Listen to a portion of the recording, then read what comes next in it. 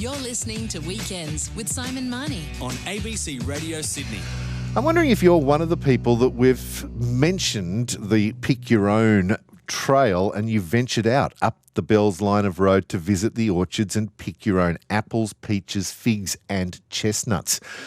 It's become a really popular outing for Sydney-siders, particularly during the pandemic. But now orchardists and farmers are being told they'll need to lodge a development application under proposed changes to the planning laws. Under the new rules, a grower would have to submit a DA if they have more than 50 people a day for more than 10 days a year visiting their farm. Last Saturday on Weekends, the owner of the Bilpin Fruit Bowl, Margaret Tadros, explained how the changes would affect her business. I've got over 20,000 trees on my farm. We've been there for 38 years. We've done the Coles and Woolies thing and cut fruit and sent it to the markets and basically got nothing in return for it. And, probably about 10 years ago, we changed to do Pick Your Own, and slowly it picked up, and now it's massive. As you probably know, I've got the cafe on site. I probably get 500-600 people a day in the cafe. They're already parking in my car park. Can they go out to the farm? And I was told no, they can't. So they can drive up, park in the shop, park to go into the shop, but not park to go into the farm. And I said, that's just ridiculous. They're coming anyway, but they're not allowed to. I've got to put a DA in to allow these people to enter my farm. Even though I've done all my traffic management plans, risk assessment, I've got public liability for both my farm and a separate one for the shop. So I've got all that in place, but yet they're still not allowed to walk onto the farm. That's Margaret Tadros, owner of the Bilpin Fruit Bowl, who's launched a change.org petition to oppose the planning law changes, which has so far gathered over 22,000 signatories. Last night, the Lower Blue Mountains community met in a bid to block the changes that will affect the growers who open their orchards and the farms to the public. And the state member for the Hawkesbury, Robyn Preston, was there to meet with the community. She joins us on the line. Thank you for joining us. Can you just explain why these changes were proposed by the Planning Department in the first case? Well, I've got to say, Simon, I shake my head when I hear Margaret telling her story there. It just doesn't make sense. And the whole idea of these amendments was to make it easier for farmers to embrace agritourism. So you've got to wonder why farmers are experiencing this setback, they see it as, and I'm shaking my head. I think it's quite ridiculous. So, look, I'm with the farmers. What we've got to do is try and change the amendments, and there's still time for that. I actually had a very good conversation with the Planning Minister. I walked up to his door and I sat down and I said, look, you need to understand the impact of these amendments and what they're going to have on Pick Your Own Fruit, because they've been scooped up into these amendments and classified as an event, just like if you had a farm wedding. And those guidelines are quite strict. And if we were to go and apply those guidelines to the Pick Your Own Fruit farmers, it just wipes out their whole potential to have an income source that makes sense for them. It seems as though that's quite logical to put in a system for those weddings or receptions in outdoor areas, but it's a completely different thing to a Pick Your Own farm. Well, it is. And you talked about the experience. I mean, I've got small and large orchardists that are operating in this way.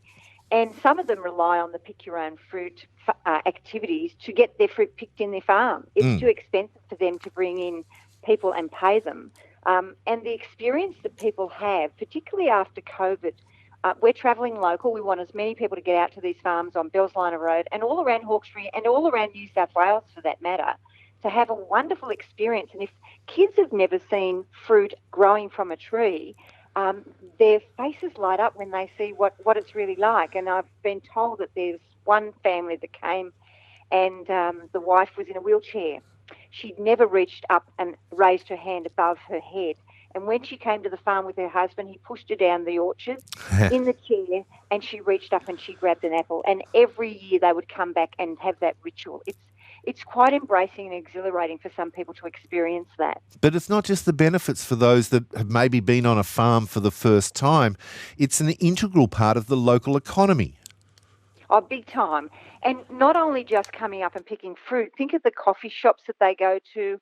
And up and down that whole Bells line of road, we want people to go up there and have a great time to experience it. And you can pick strawberries, you can pick apples. There's a whole range of fruits that you can actually partake in. And it's out of the fires that this phoenix has risen, where it's helped those businesses recover from very hard times. And that's true. I mean, back in the Black Summer bushfires of 2019, 2020, it was devastating for those farms. Some of them, Margaret, for example, lost thousands of fruit, and now she's had to adapt because apples take about 7 years to regrow. So she's adapted and put in a pick your own strawberry farm while the apples are still coming back to their fullness. So they find ways to adapt. So the last thing we want to do is put impediments in the way to stop them from getting that source of income and having that experience for people. When Dom Knight spoke to Margaret Nett last week, she said that with those, if presented with the red tape, she reckons many of the local farmers will just either retire, pull out the trees, and then that whole region will be lost to non-productive hobby farms. Look, and that's the conversation I had with Minister Anthony Roberts, and he's very obliging with what I had to say.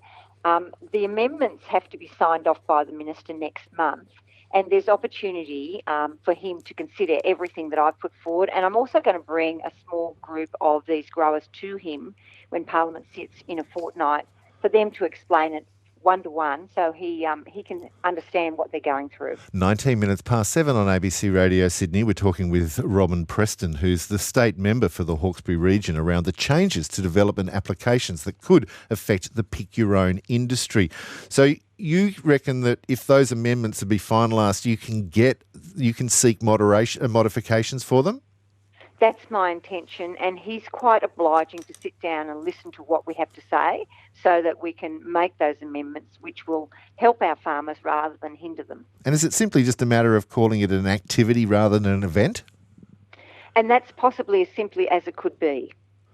It's amazing. We spoke with one of the orchardists who couldn't get people in to pick your own during the lockdown, and they had changed their whole business model. They'd got rid of the infrastructure, such as trucks to deliver to market, such as sorting machines once they were picked, because, as you said earlier, the person that goes to the pick your own is actually the resource that helps that farm run.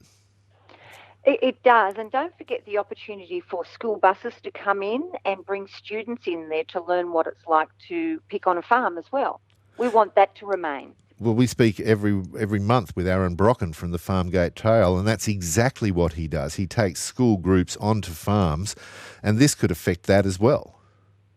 So it's about MPs pushing back where it matters and representing their community.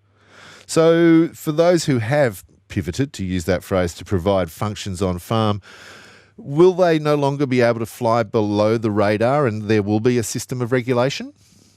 Well, I think the whole idea was to allow that to happen. See, when COVID was on, it pushed us into different models of businesses, and you couldn't have indoor activities for weddings, for example, with large groups of people. So we got innovative up in Hawkesbury and beyond, and we said, look, let's have perhaps a wedding outdoors where people can spread about and make that proper. But look, this is about actually catering for them. There was no, I guess, opportunity for them to do it legally. Now they can. So this amendment will pull them into that and give them some guidance. But I don't want our fruit pickers to be pulled into that whole restriction for them. It's a different model. What's the timescale we're looking at? You mentioned that the amendments go before the minister and can be changed. When will we know the outcomes? We're looking at next month, July, and it doesn't have to go before Parliament. The Minister has the authority to make amendments where he sees fit. Well, look, let us know how it goes. I know that when we spoke to Margaret, and many of the people we speak to every morning on the Farmgate Trail are concerned about it, but also I know from the diverse groups of people that go up to somewhere like Cookatonga to pick chestnuts and walnuts, it's just a beautiful thing for the community to be able to do. And it's healthy for people to get out there and enjoy the outdoors and connect. So, look, everyone get up to Hawkesbury, get up to Bells Line of Road, get around and about in the farm, support the ball this weekend because, hey, I know it's chilly in Richmond, it's 0 where I am, but get out there in the open and warm up and pick an apple or two. Oh, that's part of the fun, the cold winds. Robyn Preston, have a good weekend. Thank you. Robyn Preston is the member for the Hawkesbury about the changes to the development applications that could affect our pick your own growers.